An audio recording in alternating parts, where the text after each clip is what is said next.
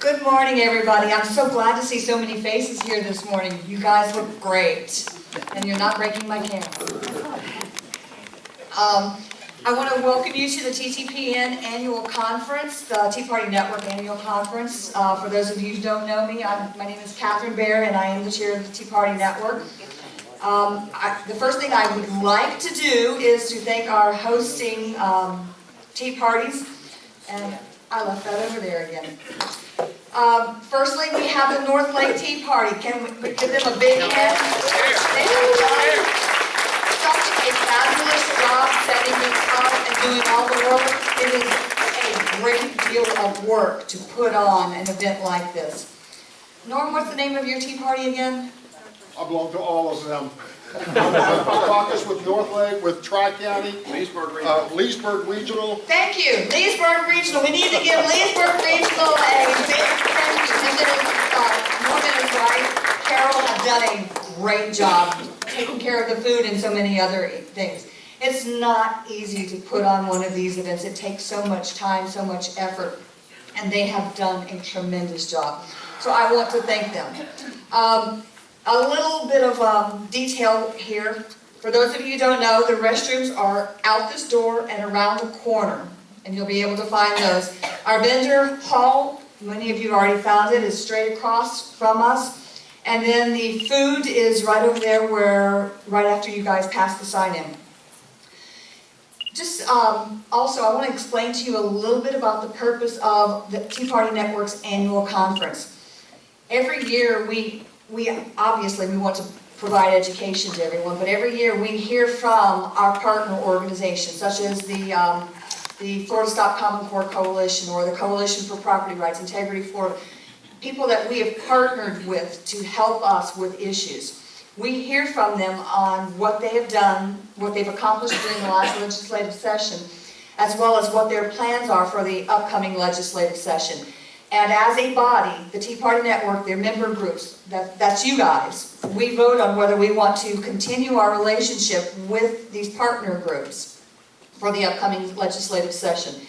And they provide to you guys, they provide action alerts, they provide information on what's going on in committee, and they ask you for help, and that's what comes out in our daily news, and I'm sure most of you guys get that. If you don't get our daily news, you need to raise your hand, because that's where all of our partner information comes down in the legislative session, and you should be receiving them. We try not to overwhelm you. I know everyone gets 300 emails every day. So we try to limit it to one email a day, and we take off on Saturday? Or yes, we don't send out anything on Saturday. If you would like to be a part of helping send out our daily news, we need contributors to that. See John Beck straight there in the back. We need help with that. We only have about 4 people doing it, and it takes a little, I mean, if we have more people doing it, it would make the load a little bit lighter. Another purpose of having this is for us to network with each other. So many times we feel very alone. We feel like we're fighting this fight all by ourselves.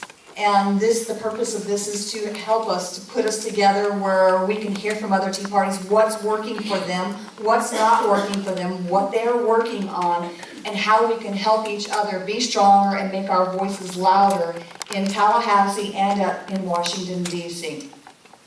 And another big thing is education. There's never too much education. There's so many topics out there, and we don't know all of the ins and outs of them. So that is another purpose of what we're doing. Do you have that? Would you give me that? Yes, please.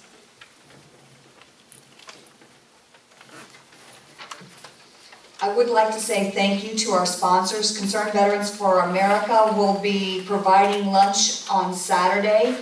Heritage Action for America. Karen, are you in here? Or she might be across the hall. They're providing lunch today. We also have Fair Tax and AFP of Florida. They've made donations as well as the car guy. And I'll give this Lake Tire and Auto in Tavares. There we go. Lake Tire and Auto, local contributor. They've contributed to help us put this conference on. And we appreciate all the contributors. We have some really exciting speakers for you. Tomorrow we're going to be focusing mostly on Common Core issues. That's a big day for us. Common Core is, and all issues are very big. Common Core is an issue that is affecting our children and in turn will be affecting our nation through years to come. So we just want you to know that a lot of tomorrow is going to be focusing on that, and I hope that you can join us for that. Also on tomorrow, we're going to have a number of non-network attendees, people from all parts of Florida that do not belong to the Tea Party network. Some of them could be from across the aisle, such as Badass Teachers. You know, I'm sorry, I'm not saying a bad word, that's just the name of the organization.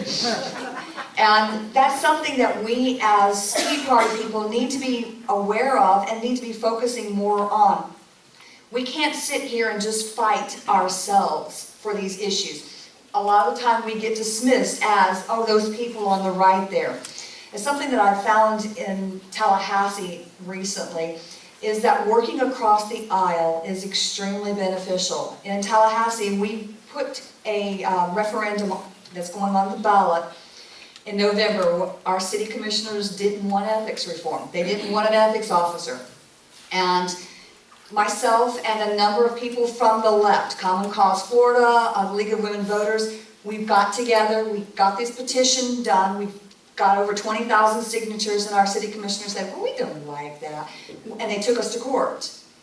And the judge said, it's legal and you need to put it on the ballot. So the city hall is continuing to fight us. But our left-wing newspaper, which is really remarkable, interviewed us, and then they put on the Sunday paper, they said, when the League of Women Voters, Common Cause, and the Tea Party get together and agree on an issue, you need to stand up and take notice.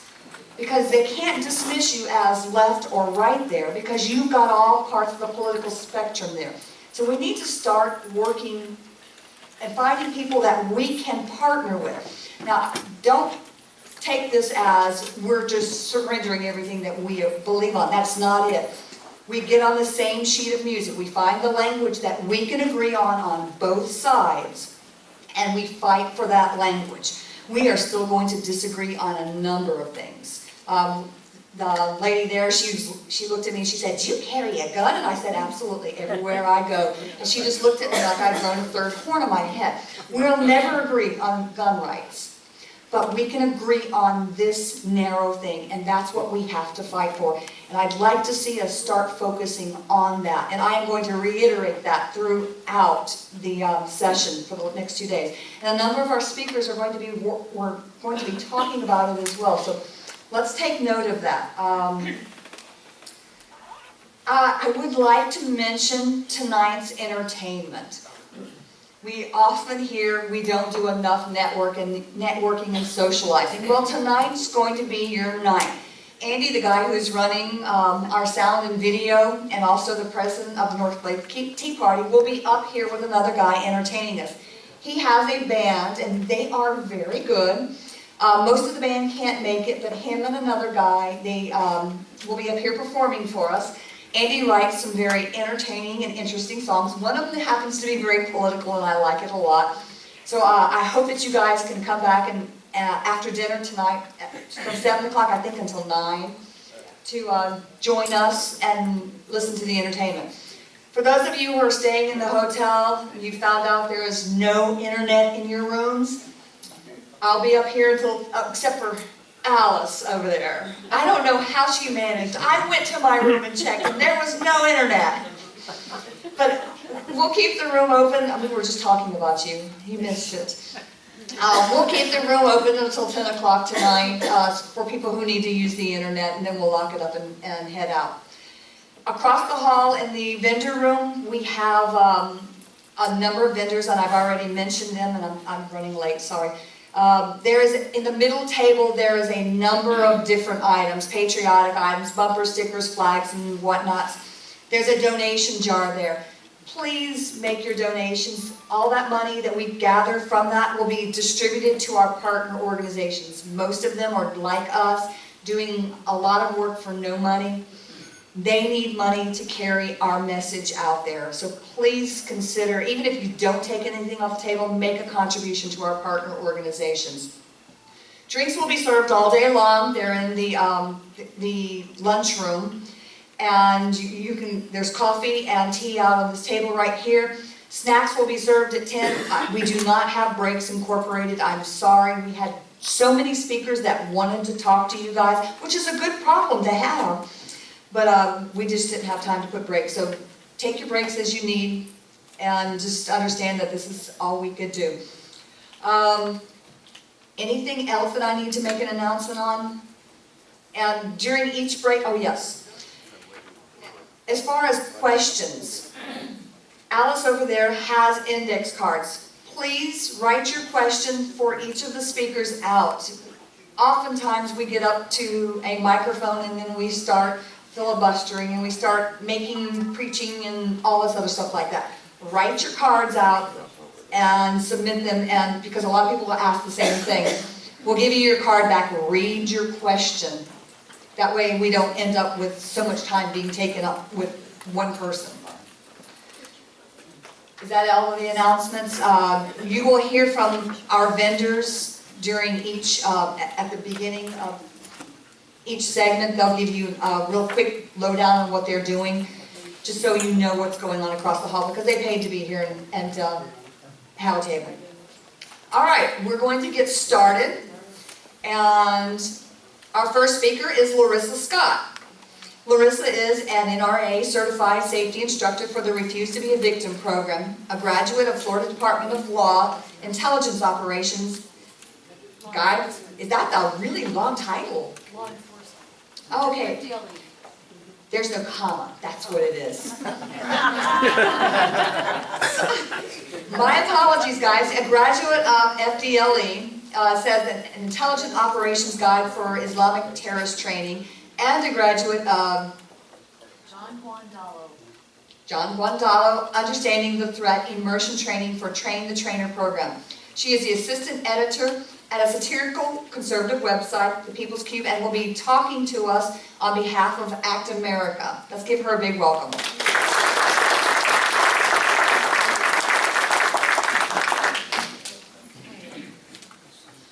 Good morning, everyone. Can everyone hear me all right? Do I need to adjust my microphone? A little louder. Is this better? Okay. All right. Good morning. It is 13 years and 1 day after September 11th, 2001. How are we honoring those slain on that day? How are we honoring those in uniform who have died defending our country? In preparation for his speech Wednesday night, America's president sought counsel from the King of Saudi Arabia, the largest financial sponsor of the global jihad.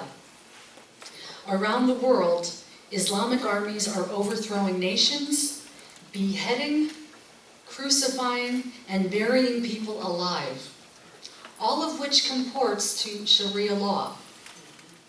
Yet our leaders tell us that this has nothing to do with Islam.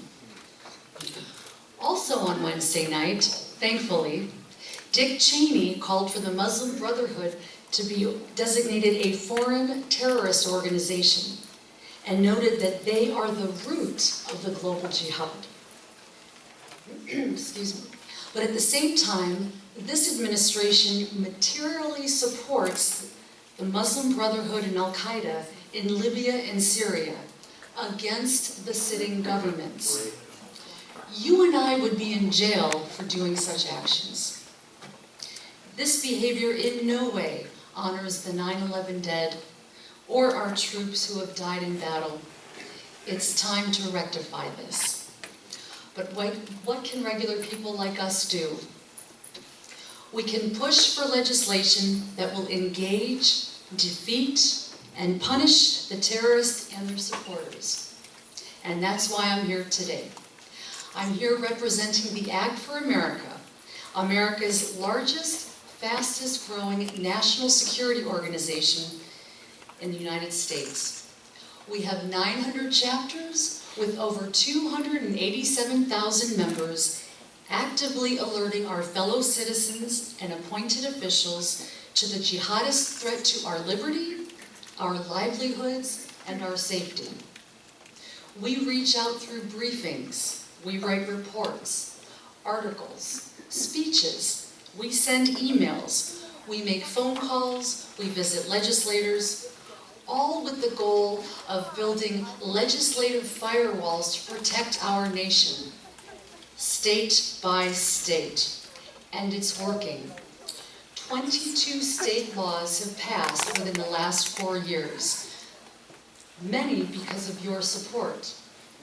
I encourage everyone to visit our national website where you can see a complete list of all of our accomplishments, but I just want to give you a quick highlight of a few. You ready? Yep, please.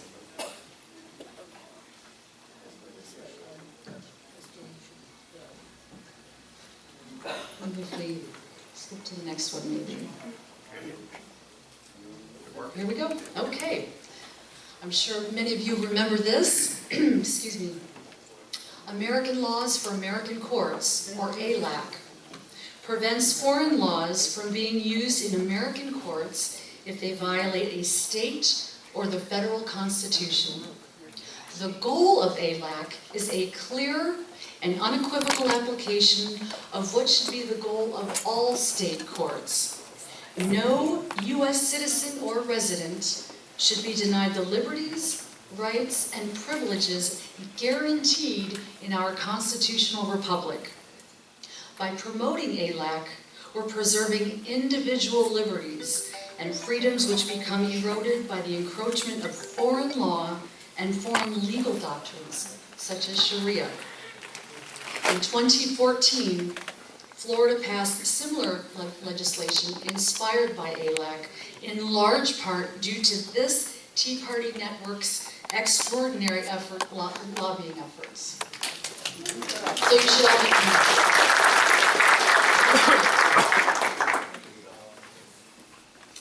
Anti-female genital mutilation legislation, which is a ban on female circumcision, makes it a felony of the first degree to commit or attempt to commit the savage and barbaric FGM on any female younger than the age of 18. Parents, guardians, as well as the circumcisers are all subject to prosecution. Also banned is the travel outside the state for FGM, which is referred to as the vacation provision. Also, the use of cultural or ritual reasons and or consent cannot be used as a defense.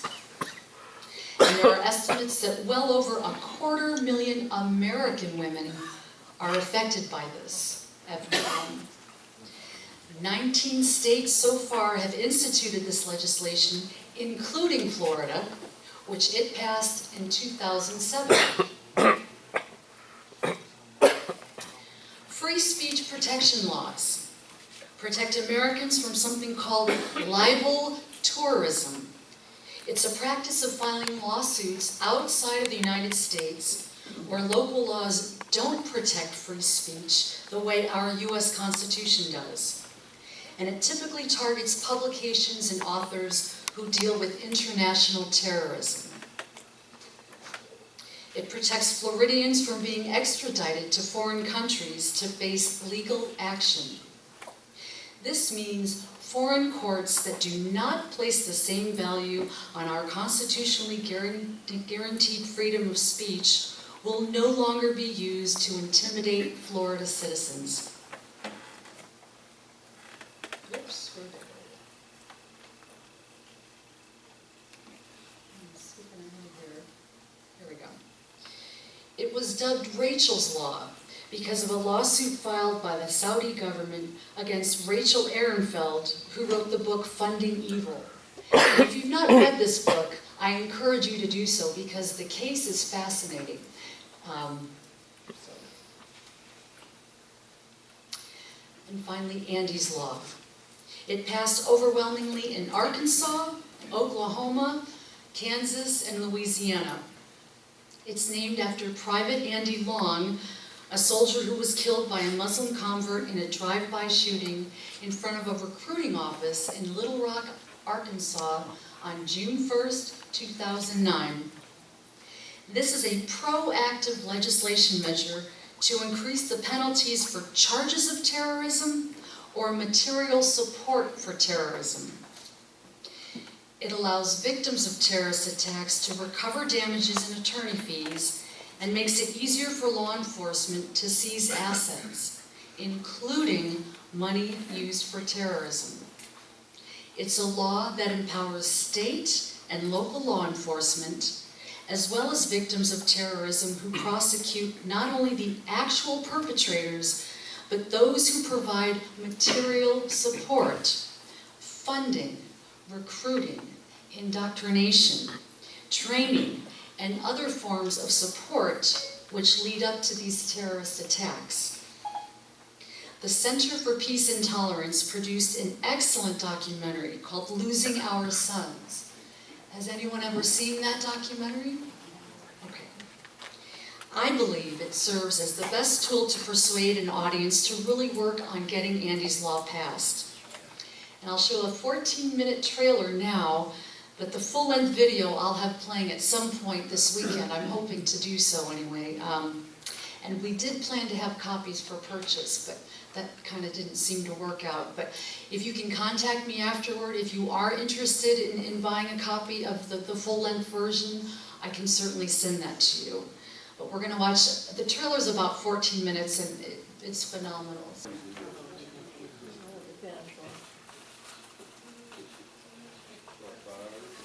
Here we go. Okay, I'm gonna, may I? Yeah. Here we go.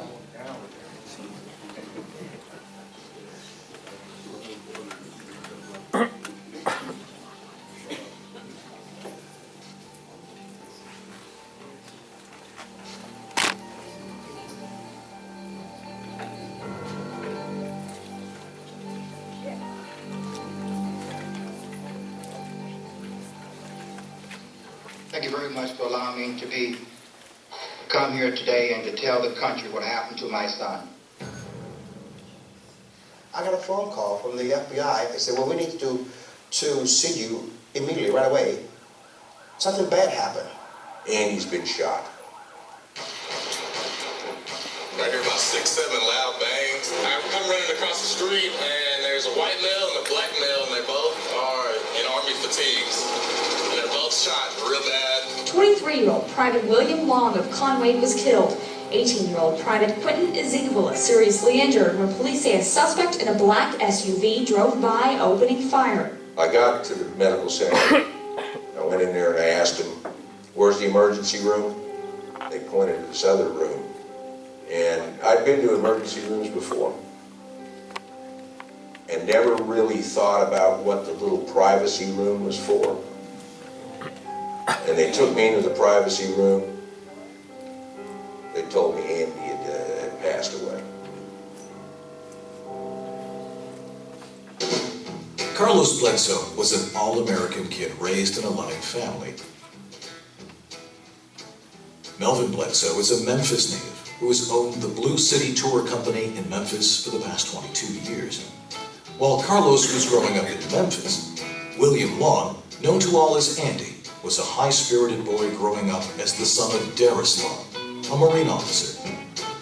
Both boys grew up and went on different paths that were destined to converge.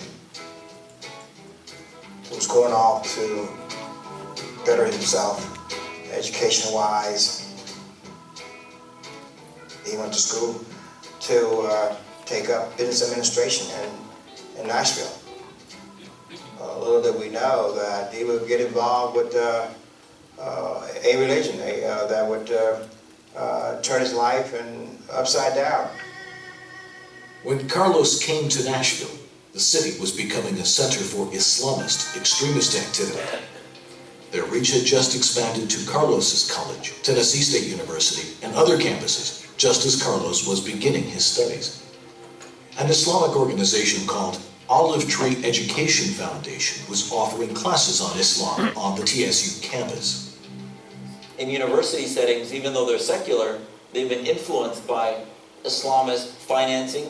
They've been influenced by Islamist groups within their university. Olive Tree was founded by Awad bin Hazim, a Kenyan immigrant and the vice president of the Islamic Center of Nashville. At one time, its website had promoted the teachings of the Al-Qaeda terrorist leader Anwar al-Awlaki, the son of a Yemeni immigrant to the U.S. Awad bin Hazim is also the Muslim chaplain at Vanderbilt University. He has delivered many sermons on Islam at various Nashville colleges. Some of these sermons have raised concerns.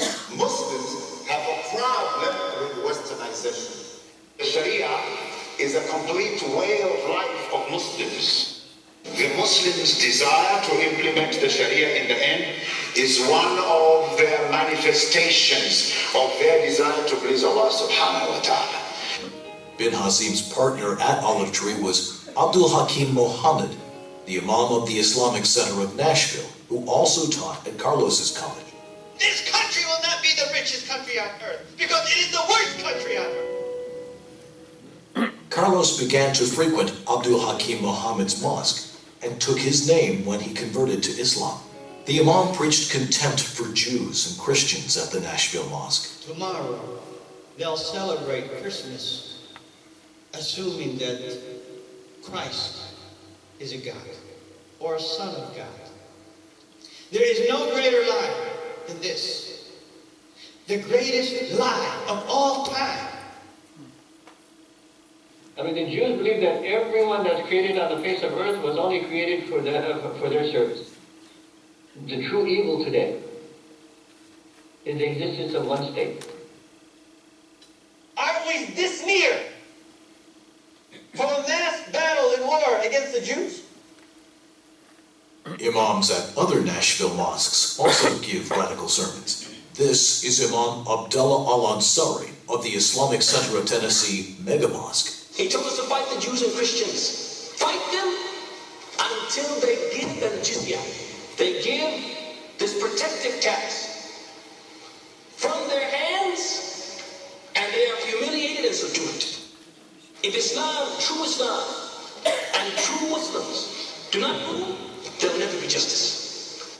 They have perhaps sized him up and saw that he was young, impressionable, for the teaching of the radicalization and indoctrination of the extremist Islam that has been so widely spread throughout Nashville. After converting to Islam, Carlos traveled to Yemen. There, he claims to have joined Anwar al-Awlaki's Al-Qaeda branch and received terrorist training. He was eventually arrested for overstaying his tourist visa and deported back to the United States. After he was released to come back to America, he was told to do something. That he must do something for Allah. Soon after returning to Memphis, Carlos moved 150 miles west to Little Rock to expand the family business. However, once he was living alone, he began planning his own personal jihad. Carlos, now Abdul Hakim Mujahid Mohammed, traveled around the country identifying targets in a car loaded with arms and ammunition.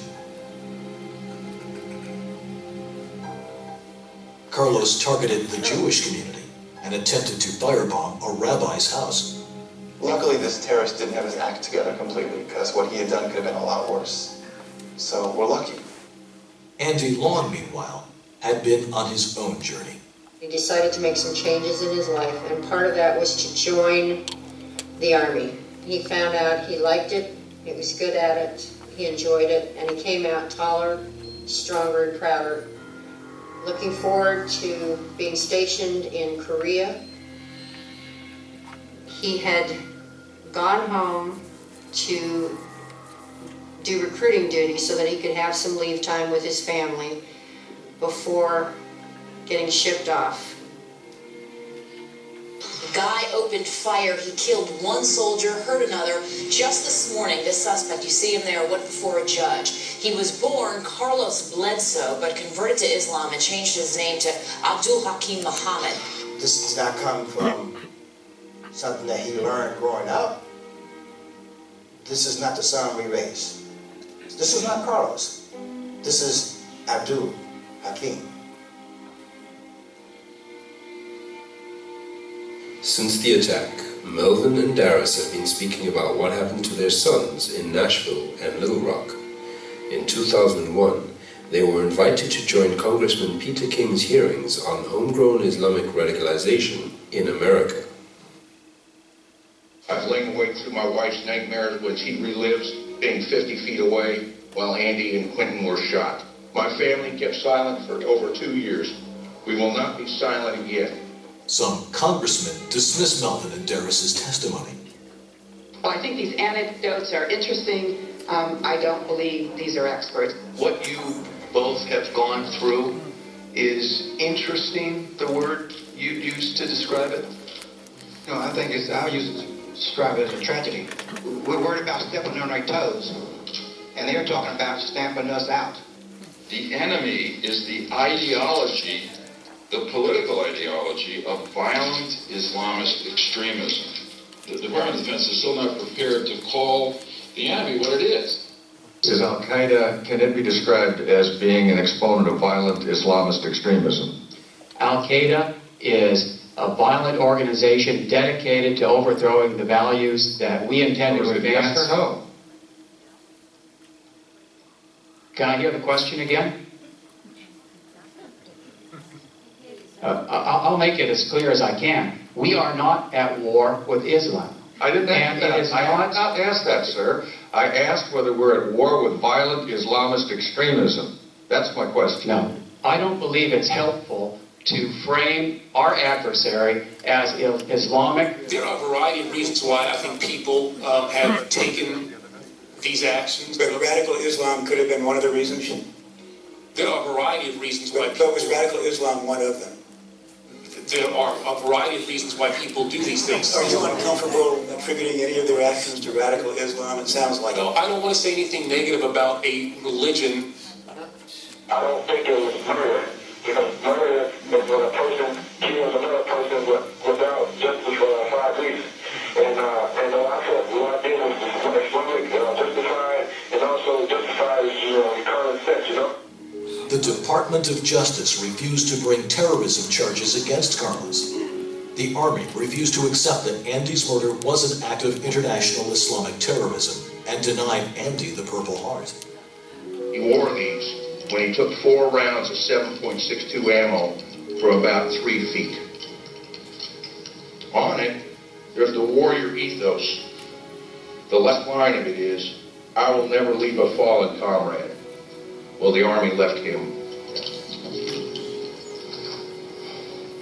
Wake up. He was not randomly shot by some person who snapped. He was targeted because of the uniform he wore. Carlos's change from a middle-class Baptist youth to an Islamic extremist who murdered Andy Long reflects a systemic failure of key institutions in our society. Tennessee State University and Vanderbilt University knowingly allow Islamic radicals on campus to preach an extremist form of Islam. Just like the universities, Nashville's civic and religious leaders uncritically embrace the Islamic radicals, validating them to the community at large. The Nashville media refuse to investigate radical Muslims while attacking their critics' motivations.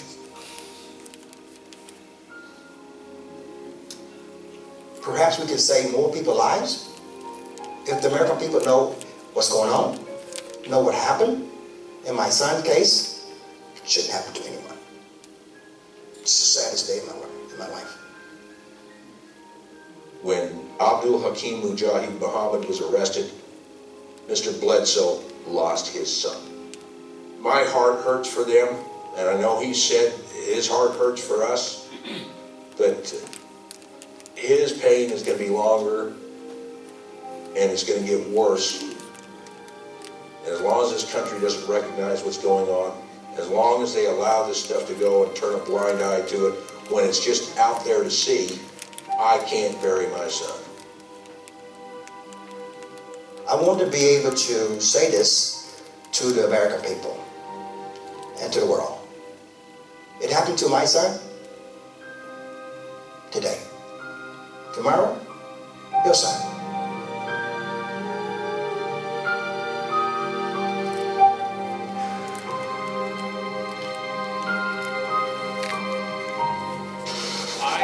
I say this with all my heart, I hope that you will get this documentary, Losing Our Sons, watch it. Get your friends, your family to see it. It opened my eyes to some things, and I thought I was fairly informed.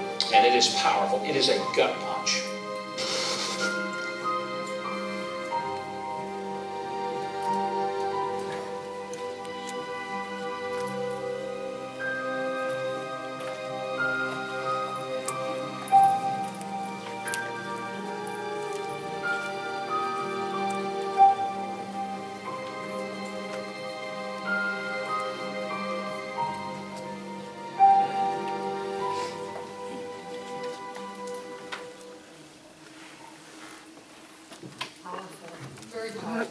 Not those lights.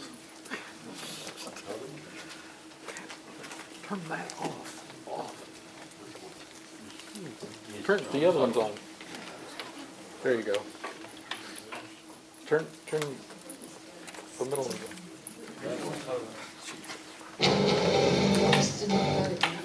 More video? Okay.